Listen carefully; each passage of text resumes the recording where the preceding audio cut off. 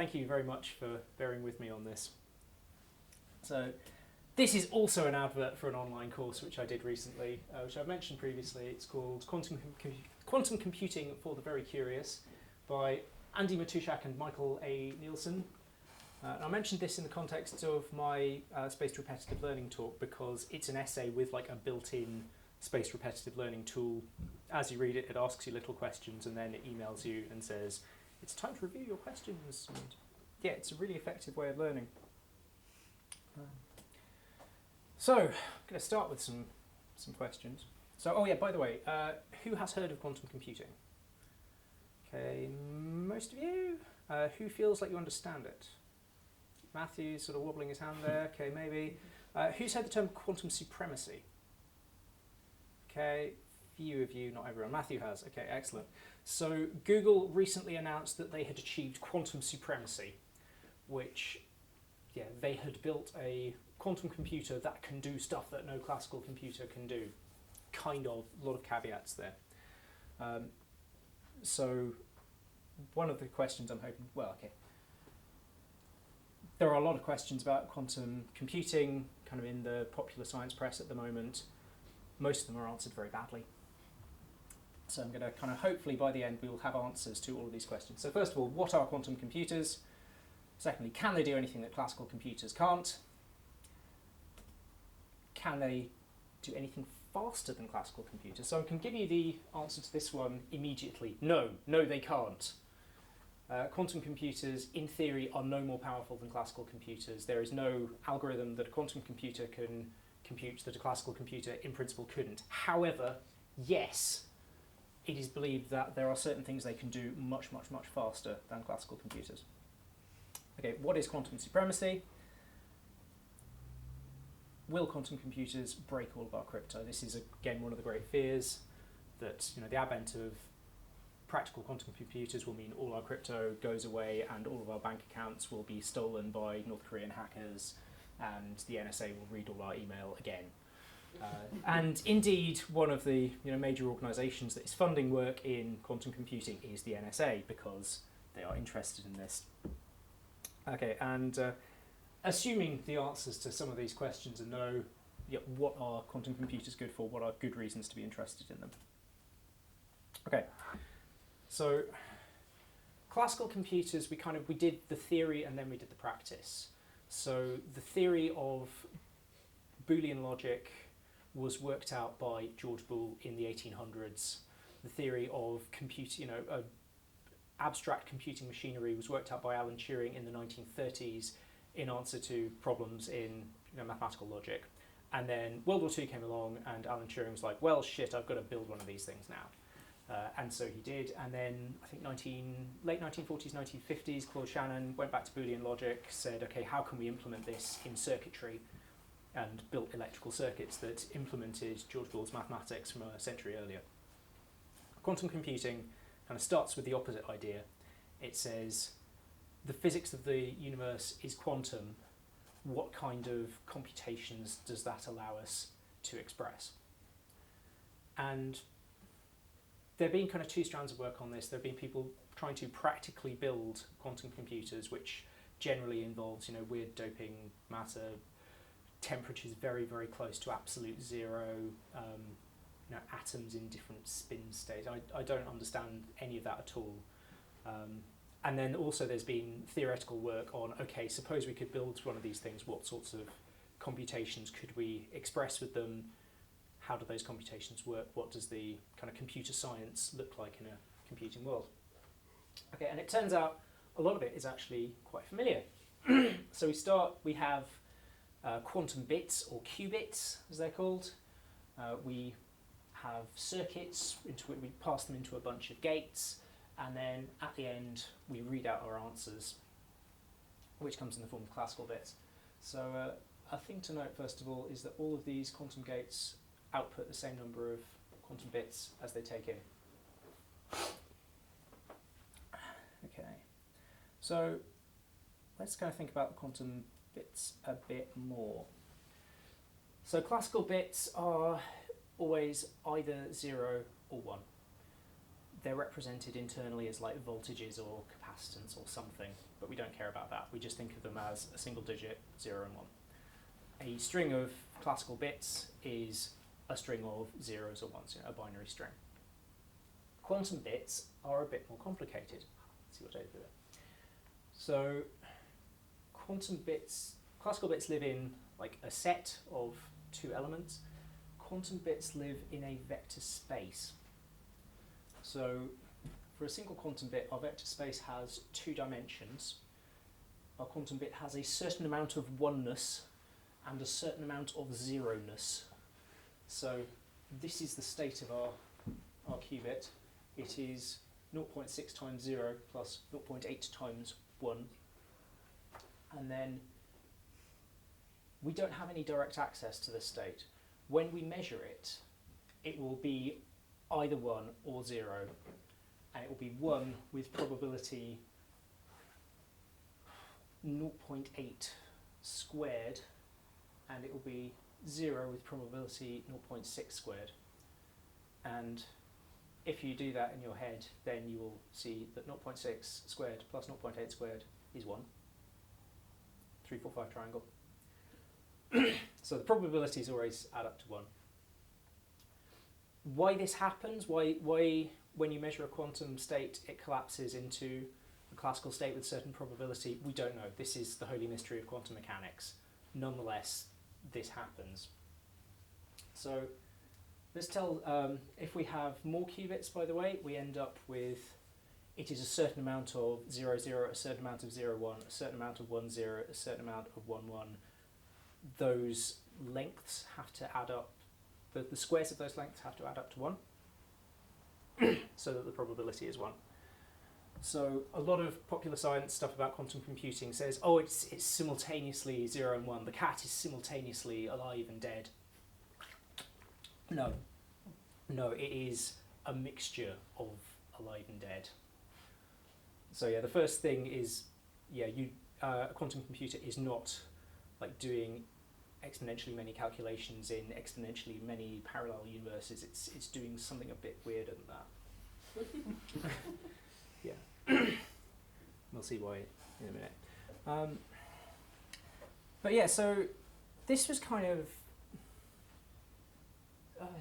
this is sort of my understanding of quantum mechanics from like when I first read pop sci articles as a teenager up until this year. And it's important to note there's something that doesn't add up here, specifically the vectors, right?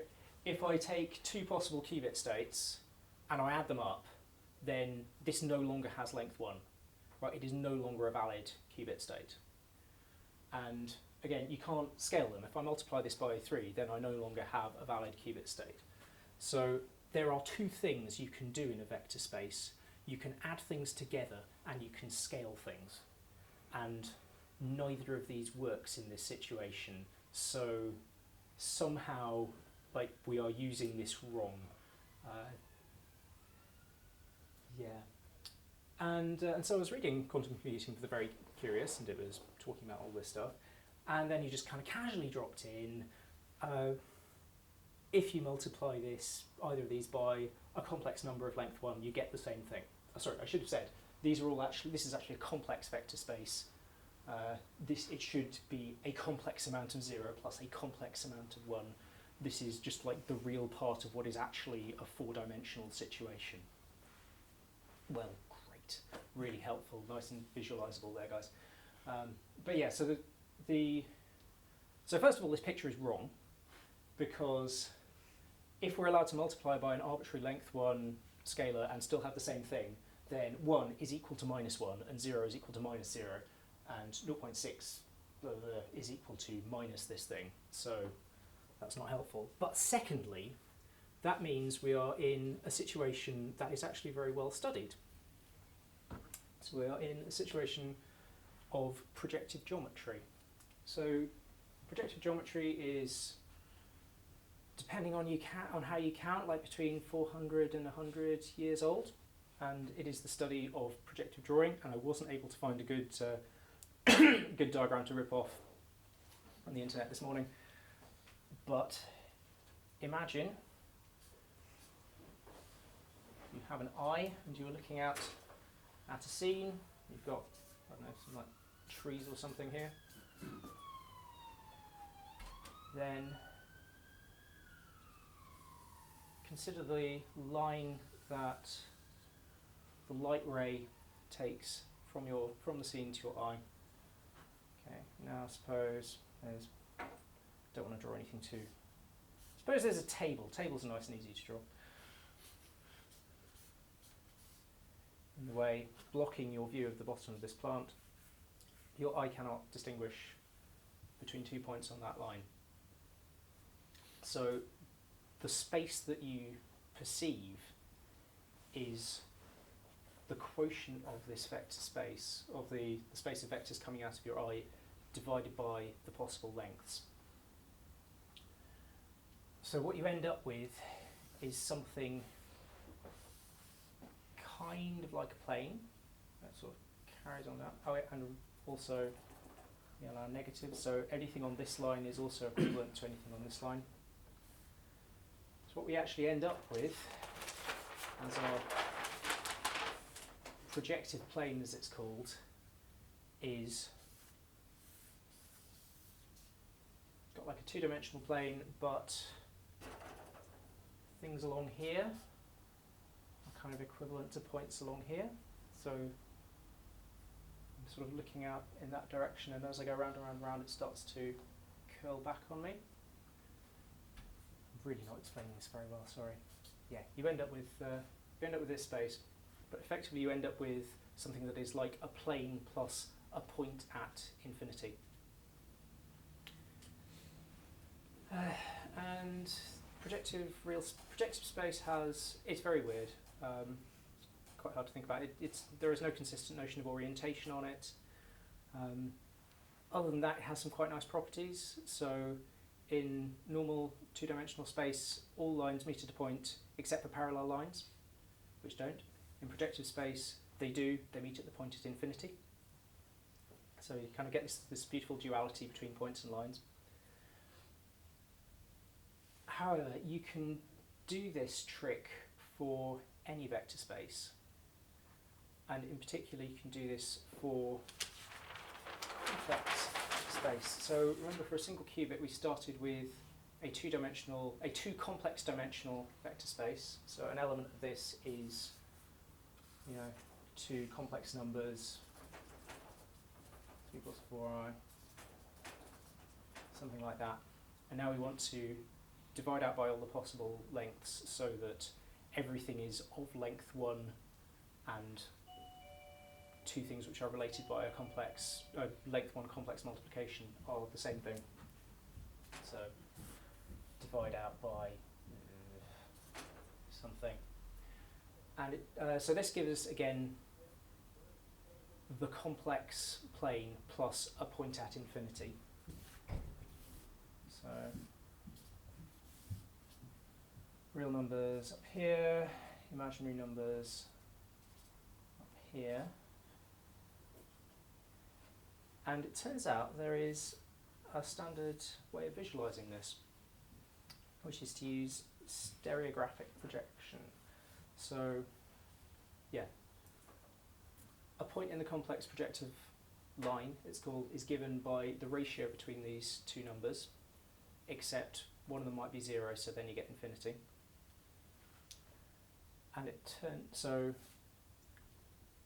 we can realise this as a more recognisable space by taking this point of ratios plus so ratio we plot out on the plane plus infinity we kind of leave, and you can actually represent the whole thing by drawing a sphere on the origin and then projecting down through the sphere to the point where the ratio is.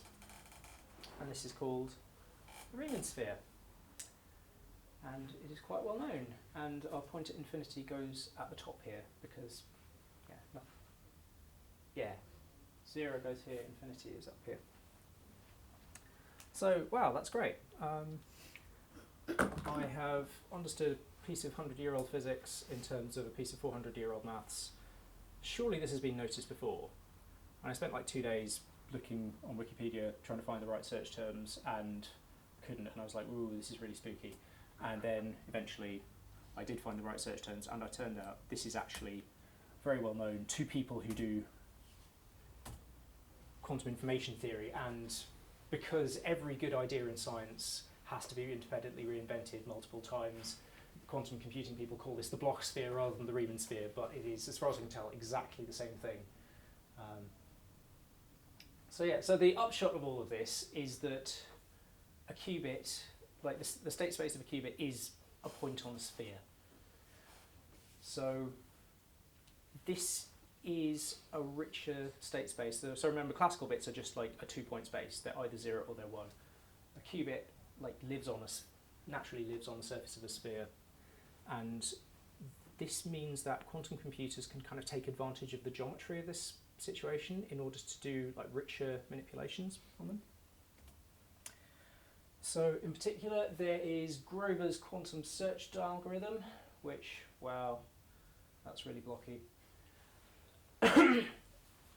This is the general search algorithm for again, kind of NP complete problems. We have an oracle function which tells us whether or not a particular vector is like meets our case, and we're searching through like all 2 to the n possible bit strings for it. And classically, you have to just like search them one at a time, and that takes you time 2 to the n. A quantum computer can kind of do geometrical things to take your current best guess and like rotate it closer and closer to the thing that's happening. So it is like very geometrical. It's quite cool. And this works in time proportional to 2 to the n over 2. So it's still exponential, but it's a lot faster. So if you've got like 64 bits string that you're trying to search for, 2 to the 32 is a lot faster than 2 to the 64, but still exponential. So yeah, there are things quantum computers can do a lot faster than classical computers, even though in principle classical computers could do them in enough time. So we have this kind of hierarchy of complexity. We have P, which is problems classical computers can solve in polynomial time. We have NP, which is non-deterministic classical computer. Anyway, yeah, quick to verify, possibly very, very slow to search. NP complete is all these search problems like traveling salesman, linear programming, all the stuff we were talking about earlier. And you've got P space, which is here you're kind of starting to get into competitive games, finding like arbitrary solutions to arbitrary length plans, this kind of thing. And BQP is the set of problems that quantum computers can solve in polynomial time. This is conjecture, basically. Well, a lot of this is conjecture. Like we don't know whether NP is equal to P. We just suspect that it is much larger. And similarly, some of this is conjecture.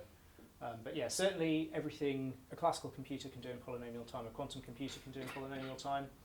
Some things in NP are doable by a quantum computer in polynomial time, and also some things in P space. So yeah, it doesn't neatly fit into this hierarchy at all. But this lets us talk a bit about crypto now. So most of our public key crypto depends on either the discrete log problem or factoring numbers. Factoring numbers and discrete log both live in here. They are not NP complete, but they are NP and not P, I think. And in both cases, there are fast quantum algorithms for solving these problems. So a lot of our public key algorithms, if practical quantum computers happen, these are no longer safe. The good news is that people have started to work on post-quantum crypto primitives, which are things that lie in here, we think. NP problems for which there is no fast quantum algorithm. These are based on,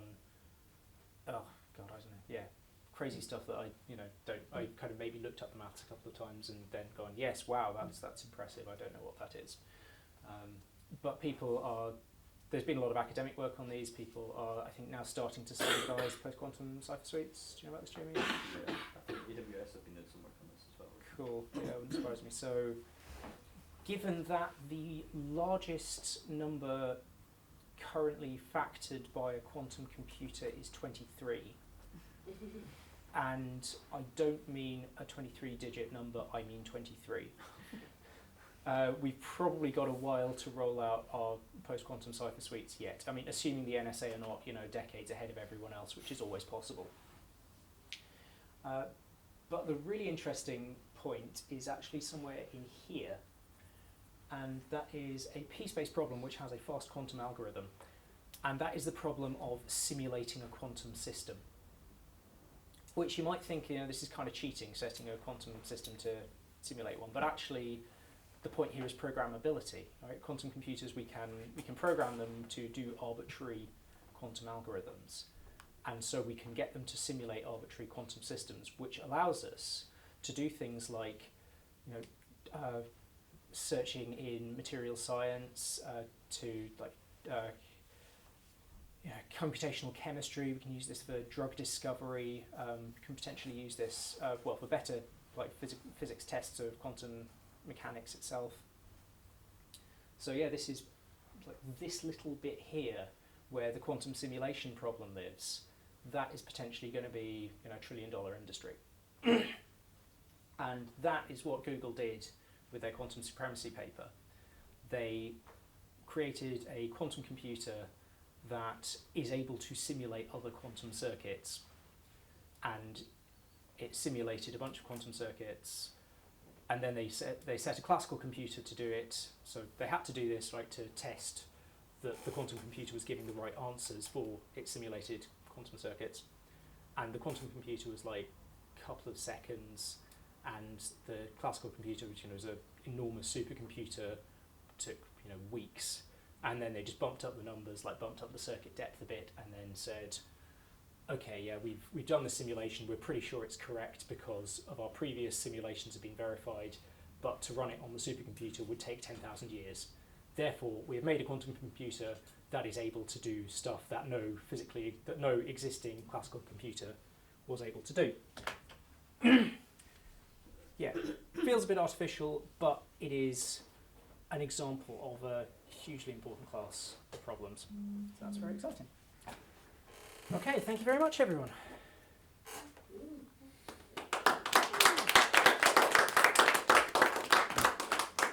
Oh, I didn't time it, damn it. Okay. Why are there only two complex dimensional states and not more or less? Right. I think the answer, so, okay, in the same way that you could build classical computers with trits, three-stage primitive numbers, you could do that for quantum bits. You can have quantum systems with, arbitrarily many states.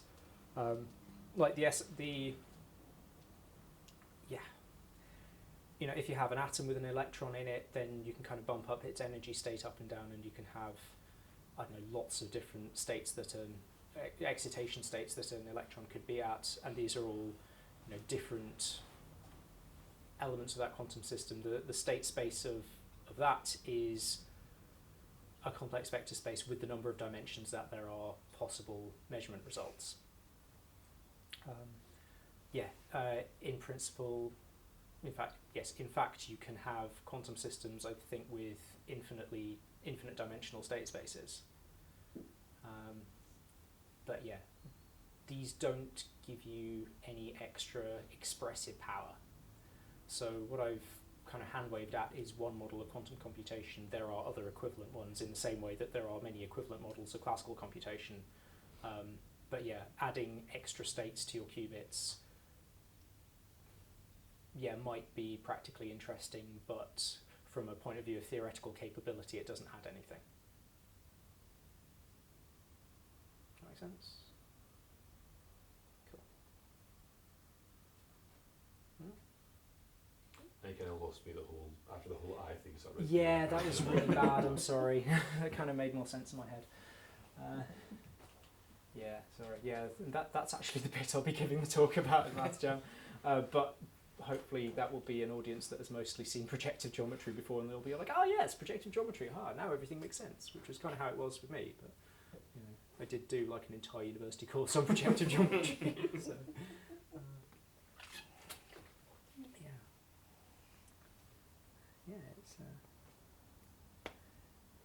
the Bloch sphere is also known as the Poincaré sphere by people who work in optics, because every good scientific notion gets invented at least twice, and I've seen up to like 5 independent reinventions of an idea once.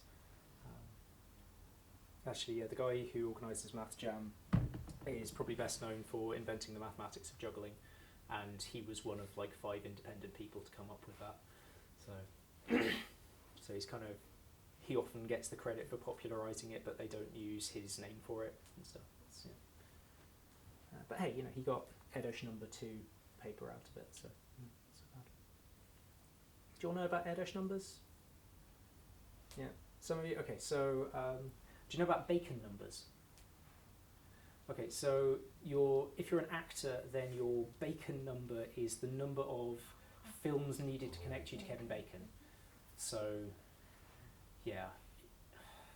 Name me a Kevin Bacon film. Footloose. Footloose. I haven't even seen that. God. No. That is Footloose. Name me a Kevin Bacon film I've seen. Okay, Few Good Men. He's in with Tom Cruise. Dougray Scott is with Tom Cruise in Mission Impossible 2. So Dougray Scott has a Bacon number of 2. Unless he might have a Bacon number of 2 if he starred with Kevin Bacon, but my knowledge of Kevin Bacon movies is not that encyclopedic. So the equivalent for mathematicians is the Edosh number, which is the number of co-authored papers required to connect you to Pál Edosh, who was a crazy Hungarian mathematician who spent like 40 years living out of a suitcase in a plastic bag. He was supplied with speed by the Hungarian government. His thing was he'd like show up on your doorstep, and at like whatever hour of the day or night, his plane had just got in, and then say, "My friend, is your brain open?" Literally, this is what he used to do. And his friends would be like, "Oh God, I am making a very strong cup of coffee." Okay, right. And then he'd just sit down with Edosh for as long as it took to like solve all of their open problems, or to get sick of him, and then say, "Right, pal, you're going to see this guy in this city. I am going to drive you to the airport," because he was like. It's not clear whether he was just completely incapable or if this was like a cultivated thing, that he just kind of acted more incapable than he really was, just so he never had to think about anything other than mathematics. And he amassed hundreds of publications, mostly by virtue of other people doing all the writing up for him, because he was on, he was like 3 planes later in, Timbuktu, bothering someone else about random graphs. And so, yeah, so mathematicians would start to rate themselves by their Edosh number, and since Edosh himself died, the best you can do now is Edosh number 2, like by writing a paper with someone who worked with Edosh. And yeah, Colin wrote a paper about the mathematics of juggling with a guy called Ron Graham, who was a frequent collaborator of Edosh's, because Ron Graham had, before becoming a mathematician, been a circus performer. So Colin tells the story of Ron Graham was giving a big keynote talk, and as he got off the stage, he like went straight for the door, like started leaving for the exit because people kept bothering him, so much because he had Edosh number 1 and they wanted to collaborate with him. And Colin ran after him and said, Professor Graham, I want to show you something. It will take 5 seconds of your time. If you're not interested, then just go away. And Graham was like, okay, fine. Most mathematical ideas take a lot longer to explain than 5 seconds. And Colin took out a bunch, 5 juggling balls, and did a trick that no one had ever seen before, that he had discovered using this like juggling mathematics. And Graham was like, okay, you're going to show me how you did that, and then we're going to write a paper together.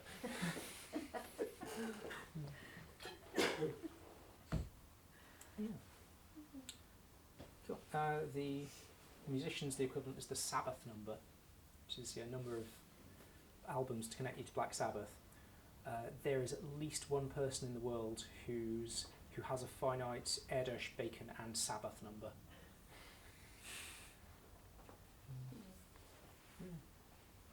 Natalie Portman has a finite Erdős number. Yeah, it's like her undergraduate project was. It's not very low. It's like 5 or something, but it's better than mine. I don't have a finite Erdős number. Surely Brian Cox will be all three. Oh yeah, probably. Yeah. Would he have collaborated with Stanley? He was Things Will Always Get Better. Is that him? But is it not like you have the number to connect to any person in the world, 7? Yes, but that's by like knowing people, and like by writing papers or starring in films is a bit more impressive. I mean that's all I've got. You can go about your business if you want.